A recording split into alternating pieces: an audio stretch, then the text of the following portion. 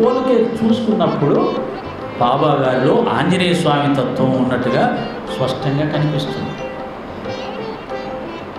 కొంతమంది బాబాను ఒక సపరేట్ దేవుడిగా క్రియేట్ చేయాలనుకున్న వాళ్ళు మాత్రం బాబా గారి కృష్ణుడు కాదు, రాముడు కాదు, ఆంజనేయ స్వామి కాదు, ఈ పక్క నుంచి వచ్చాడు అంటారు. చిత్రంగా చెప్తారు అన్నమాట. వీళ్ళందరూ ఈ పక్క నుంచి వస్తే ఆయన ఆ పక్క నుంచి వచ్చాడు. అసలు భగవంతుడికి ఆ పక్క ఈ పక్క ఏంది? అన్ని పక్కలు ఆయనే. కాబట్టి మన అభిమానం అనేది సత్యానికి దూరంగా ఉండకూడదు. మన అభిమానం అనేది సనాతన ధర్మానికి, వేదం ప్రతిపాదించినటువంటి సత్యస్వరూపానికి దూరంగా ఉండకూడదు. ఏదైనా నిలబడాలి దానికి. అట్లా ఆంజనేయ స్వామి వారి తత్వం వారిలో ప్రస్ఫుటంగా కనిపిస్తుంది. మరి దత్తతత్వం బాబా గారిలో భక్తుడు ఉన్నాడు, భగవంతుడు ఉన్నాడు. ఒక్కోసారి ఏమంటాడు, నేను వారిని నమ్మిన బంటుని అంటాడు. ఈ బంటు అనే పదం ఎక్కడ వస్తుంది అంటే రాముడి దగ్గరే వస్తుంది. నేను ఆంజనేయ రాము బంటుని అంటాడు అనమాట. అంటే ఎప్పుడు ఆ రాముని గుర్తుపెట్టుకున్నప్పుడు నేను నమ్మిన బంటుని, అంతా ఆయనే చేయిస్తున్నాడు, నాదేమీ లేదు, అదృష్టం కొద్దీ వస్తూ ఉంటుంది ఇవన్నీ కూడా అంటాడు. నేను వారి సేవకుణ్ణి అంటాడు. ఇది ఆంజనేయ స్వామి తత్వంలో ఉన్నప్పుడు రామచంద్రమూర్తిని తలుచుకొని ఆయన ప్రకటించే భక్తి తత్వం.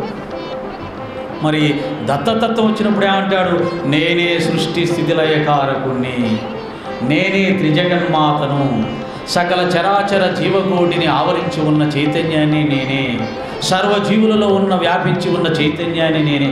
ఇది పరబ్రహ్మతత్వం, దత్తతత్వం. ఇంకా రెండు తత్వాలు ఉన్నాయి కనుకనే వారిలో ఆంజనేయ తత్వము, పరిపూర్ణ పరబ్రహ్మతత్వమైన దత్తతత్వము ఉంది అని తెలుస్తుంది. అందుకని బాబా గారిని ఆయన ఇది అని చెప్పడానికి అవకాశం లేదు. ఆయన అన్నీ, ఆ అన్నిలో కొన్ని ఎక్కువగా కనిపిస్తున్నాయి. ఆ కొన్ని ఇందాక చెప్పిన ఆంజనేయ స్వామి లక్షణాలు, దత్త లక్షణాలు. మరి బూటీవాడలో కృష్ణుడి కోసం ఏర్పాటు చేసిన ప్లేస్లో పోయి కూర్చొని నేనే కృష్ణుణ్ణి అన్నాడు. ఇక్కడ కృష్ణుడు అయిపోయాడు, ఆంజనేయ స్వామి అయ్యాడు. మరి దత్తాత్రేయుడుగా ఇందాక చెప్పినట్టుగా నేనే సర్వస్వం చెప్పడమే కాకుండా దత్త సంప్రదాయంలో ముఖ్యమైన ఉపాసన ఏంటంటే పాదుక ఉపాసన. పాదుకలను ఉపాసించడం, పాదుకలను పూజించడం దత్త సంప్రదాయంలో ఉన్నటువంటిది. కనుక ఆయన షిరిడిలో ఉండగానే దత్తాత్రేయ స్వామి భక్తుడు దత్తస్వరూపమైనటువంటి మాణిక్య ప్రభు దర్శనానికి వెళ్ళాలని అనుకున్నప్పుడు బాబా ఏమన్నాడు, అక్కడేముంది, అక్కడున్న మహారాజు ఇక్కడే ఉన్నాడు అన్నాడు. అలాగే దత్తస్వరూపమైన మాణిక్య ప్రభు ఏమన్నాడు, కల్లోకి వచ్చి నేను ఇప్పుడు అక్కడ లేను, షిరిడిలో సాయినాథుని రూపంలో ఉన్నాను, అక్కడికి వెళ్ళి నన్ను సేవించుకో అన్నాడు. ఆ దత్తభక్తుడు ఏం చేశాడు, దానికి నిదర్శనంగా అక్కడ వేప చెట్టు కింద పాదుకలను ప్రతిష్ఠించాడు. అక్కడి నుంచి పాదుక పూజ స్టార్ట్ అయింది. అలాగే సాయి పాదుకలు ఇప్పుడు కూడా మనం అన్ని దగ్గర రావడం చూస్తున్నాం, మనందరం దర్శిస్తున్నాం. బాబా గారు కూడా చాలామంది భక్తులకు తన పాదుకలు ఇచ్చాడు. అంటే పాదుకలు ఎవరిస్తారు, దత్త సంప్రదాయంలో ఉన్న గురువులు మాత్రమే ఇస్తారు. అలాగే హరిశ్చంద్ర పితలే అనే అతను తన కుమారుని మూర్ఛరోగం కోసం వచ్చినప్పుడు, బాబు నీకు ఇంతకు ముందు 3 రూపాయలు ఇచ్చాను, ఇప్పుడు 2 రూపాయలు ఇస్తున్నాను, జాగ్రత్తగా పూజించుకో అన్నాడు.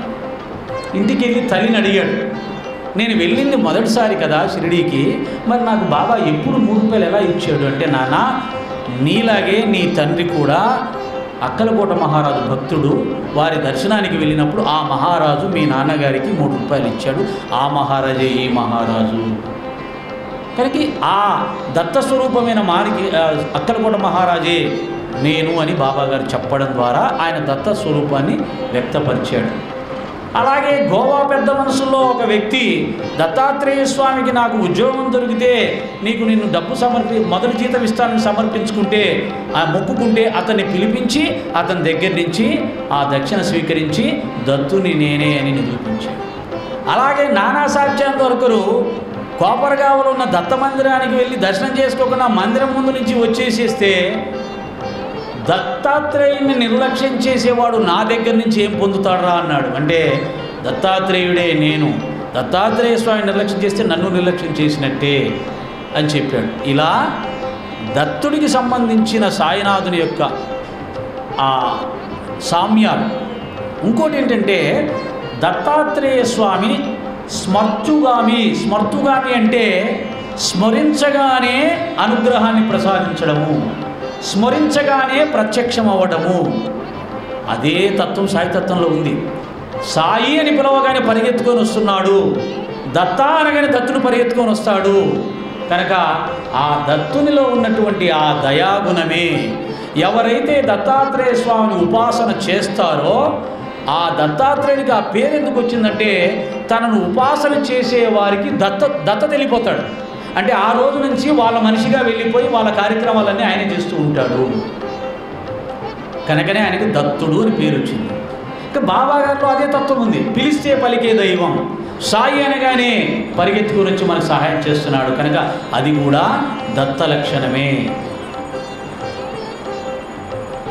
ఇంకో విషయంగా చెప్పాలంటే ఈ భూమి మీద వెలిసిన మొట్టమొదటి గురుస్వరూపం ఏదయ్యా అంటే దత్తాత్రేయుడు.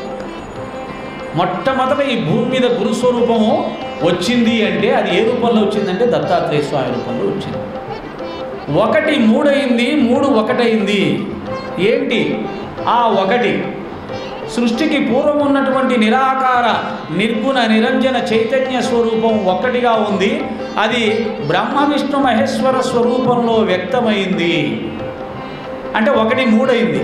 తిరిగి ఆ 3 దత్తాత్రేయ స్వామిగా ఒక ఆకారాన్ని ధరించింది. అంటే 3 1 అయింది.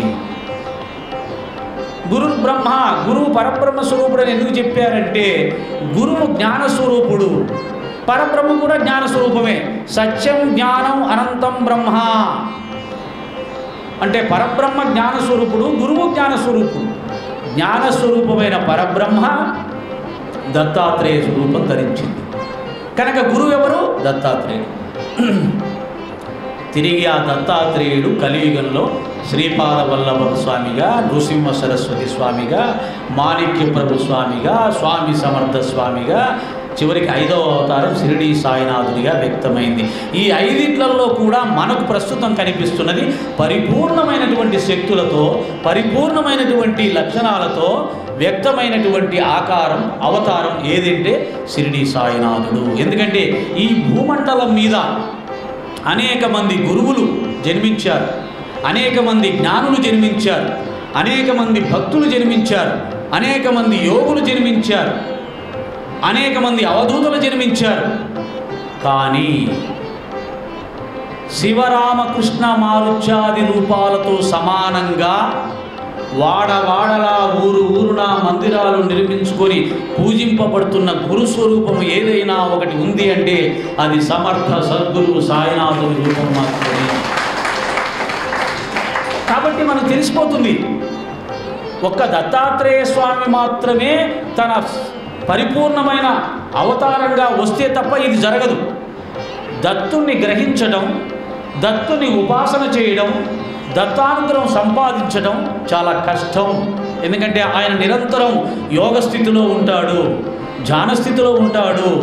ఆయన్ని ప్రసన్నం చేసుకోవడం కష్టం. కనుక ఆ దత్తుడు మన కోసము అన్ని విధాల కిందికి దిగి మానవ ఆకారం ధరించి మనలో ఒకటిగా తిరుగుతూ మనతో ప్రేమబంధాన్ని ఏర్పాటు చేసుకొని మనం చేసే పాపాలను తప్పులను క్షమిస్తూ మనని సన్మార్గంలో నడిపించడానికి ఒక ప్రేమ స్వరూపంగా, ఒక కరుణాస్వరూపంగా, ఒక దయాస్వరూపంగా సాయినాథుని రూపంలో మనకు అవతరించాడని తెలుసు. కనుక వారు సాక్షాత్తు పరబ్రహ్మ, సాక్షాత్తు దత్తాత్రేయులు అనేది కూడా తెలుసు. ఎప్పుడైతే వారు దత్తాత్రేయులు అయ్యారో సకల దేవతా స్వరూపులు కూడా అవుతారు. ఎందుకంటే దత్తుడు పరబ్రహ్మ, పరబ్రహ్మ నుంచే మొత్తము ఉద్భవించింది. సమస్త సృష్టి పరబ్రహ్మ నుంచే పుట్టింది. సమస్త జీవరాశులు పరబ్రహ్మంలో నుంచే పుట్టాయి. సమస్త జీవరాశుల్లో చైతన్యంగా ఉన్నది కూడా పరబ్రహ్మే. కనుకనే బాబా గారు అనంతకోటి బ్రహ్మాండ నాయక రాజాధిరాజ యోగిరాజ పరబ్రహ్మ.